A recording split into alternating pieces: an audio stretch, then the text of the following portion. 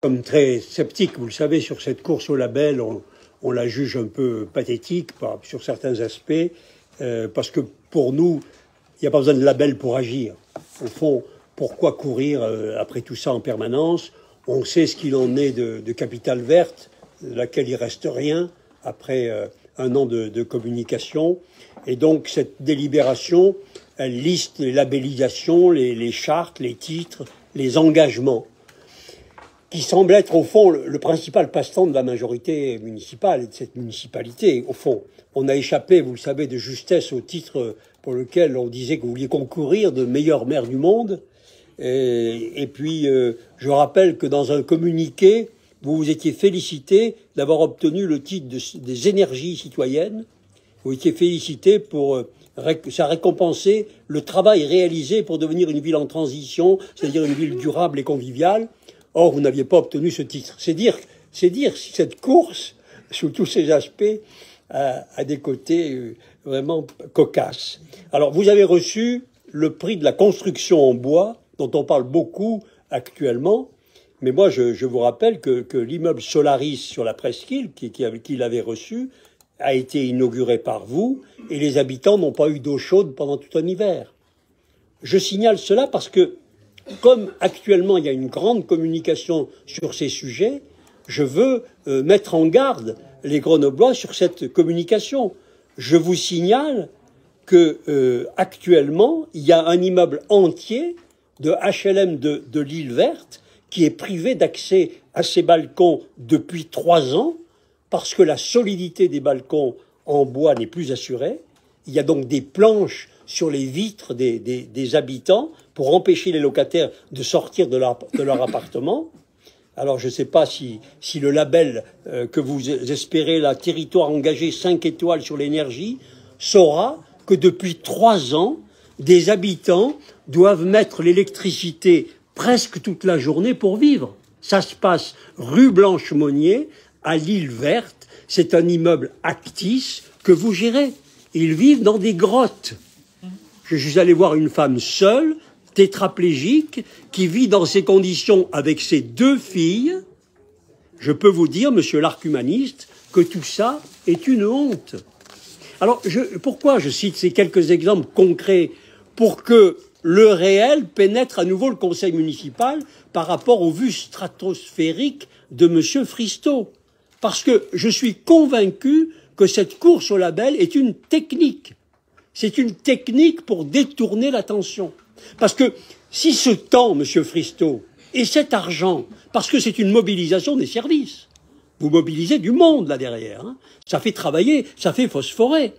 Et puis les élus, bien sûr, parce que je sais que vous travaillez sur ces sujets, je ne le dis pas. Mais si ce temps, cette énergie, cet argent, vous le consacriez à traiter les problèmes des Grenoblois, je pense qu'il se porterait mieux.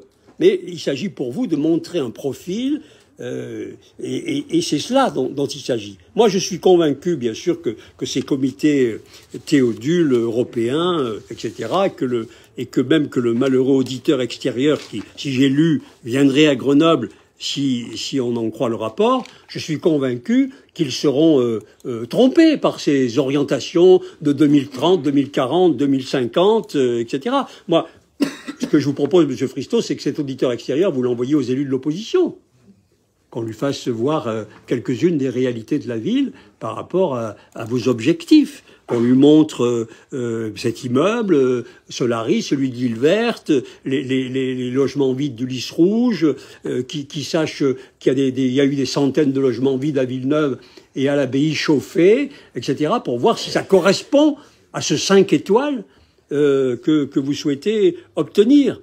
Alors, dans ce document, il est également question d'un plancher social pour 2040. Écoutez, monsieur, c'est pas l'opposition qui le dit. L'adjoint aux finances précédent a indiqué que le bouclier social de 2023 est totalement vide. Si c'est l'opposition qui le dit, c'est terrible. Mais quand c'est l'ancien adjoint aux finances qui vient à peine de quitter votre majorité qui le dit, comment voulez-vous que nous adhérions à votre plancher social de 2040, alors que votre plancher social de 2023 est vide, Monsieur Fristo? Comment voulez-vous que nous y adhérions et que vous soyez crédibles? Moi, je sais qu'il y a des grandes envolées, des engagements multiples, et je ne doute pas qu'ils puissent convaincre des comités et des jurys, mais il n'aidera aucunement les Grenoblois pour le présent et même pour l'avenir. Et je ne prendrai qu'un exemple, celui de l'objectif de neutralité carbone. Vous commettez plus la faute de dire zéro carbone, vous êtes revenu à la neutralité, en faveur duquel vous prenez des mesures coercitives pour les déplacements des citoyens, mais qu'en parallèle, vous rendez plus difficile à atteindre en supprimant tous les espaces de respiration de la ville qui sont des puits d'absorption de carbone. Je voudrais vous le rappeler que Grenoble est devenue, selon le CNRS, la première grande ville de France pour les îlots de chaleur sous votre mandat. Un membre du GIEC a expliqué que construire des quartiers comme la Presqu'île était aberrant, contraire aux préconisations de la ville durable. C'est un membre du GIEC qui l'a déclaré, mais vous allez obtenir le label 5 étoiles climat, air, énergie en juillet, ce qui donnera lieu à une communication, je pense, tonitruante. Mais moi, je vais vous le dire, ça ne marche plus et vous auriez dû en tirer les conséquences avec l'échec de Capitale Verte en décidant de vous coltiner vraiment avec le réel, de décider de vous attaquer à ces dysfonctionnements que je cite. Ils sont réels, ils existent, qui concernent l'eau, le climat de nos concitoyens, des Grenoblois qui vivent en 2023 à Grenoble et qui aimeraient que leur situation s'améliore, y compris en termes d'économie, d'énergie, évidemment. Parce que c'est en partant de ces sujets-là que vous pourriez faire évoluer favorablement ces thématiques. Car chaque citoyen grenoblois, j'en suis convaincu, qui est concerné, pourrait voir, pourrait comprendre, pourrait adhérer. Des élus qui viennent de quitter la majorité, M. Fristo, l'ont dit tout à l'heure, l'ont déclaré. Votre écologie est une écologie réservée à quelques-uns, à ceux qui peuvent, à ceux qui savent, à ceux qui ont les moyens. Des élus de votre majorité sortante viennent de le dire, après nous qui le disons depuis très longtemps. Il y a donc, pardon, mais un large consensus pour le dire. Donc, il faudrait que vous acceptiez de rétropédaler pour partir des sujets.